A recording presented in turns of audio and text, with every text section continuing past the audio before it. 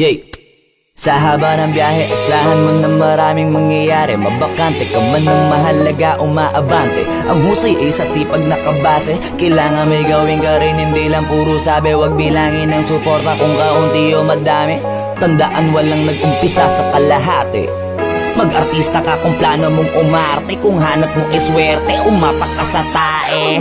Sinasabi ko lang yung mga bagay-bagay para di na bago pag natumba ka. Kasi pagpapunta ka pa lang ay magdududa ka sa una. Kasi may resulta lang kapag nandun ka na. Pero pag nagbunga na bawal pa rin mapagod. Mahal ang pamasahe pag malayo ang inabot. Kaya sakto lang yung kita kahit ang laki ng sahod. Ang hirap na tuloy paniwala ang may tugatong. Wala kasing katapos ang usapang pahusayan ng usapan naman dito kung hanggang kailan mo kayang patunayan. Yung sulat mo kailangan mong kulayan. Pag di mo nagawa yan, mukha dapat mong hinayang kasi sayang. Di ko pinangarap makilala, ginawa ko lang ng ginawa, paulit-ulit parang sirang plaka. Hindi ako nawalan ng gana, lalo akong naniwalang may ginhawa pag kinagat na kami ng masa. Tama ang sabi sa hula, sa taas nakakalula.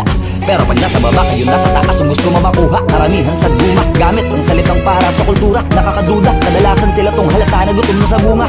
Iba na ang panahon, di ka na dapat ganun. Kung wala ka makuha, huwag mo na silipin yung mga unang nagkaroon. May araw na para sa'yo, kaso baka hindi pa ngayon. Wala rin makakapagsabi kung kailan kahit na kanino mo pa itanong.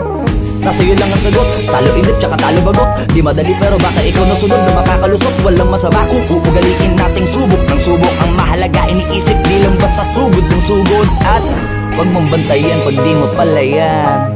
Magiging umpisa yan ang bangayan.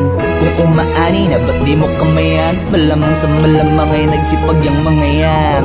Yung mga plano mo piliin mo maigi. Baka nalilito ka lang, isipin mo ng triple. Mangarap ka kasi ang sabi nila libre. Mahirap nga lang pero mahalaga posible.